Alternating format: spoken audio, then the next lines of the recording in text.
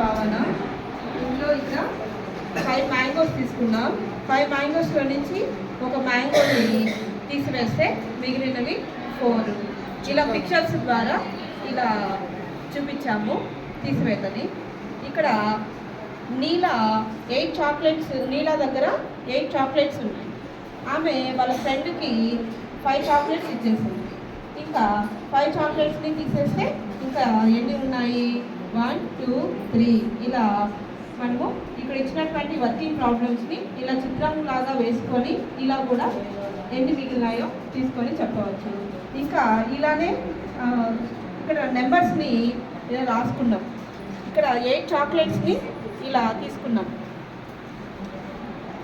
8లో నుంచి 5 చాక్లెట్స్ని తీసివేస్తే మిగిలినది స్టిప్స్ అంటారు 3.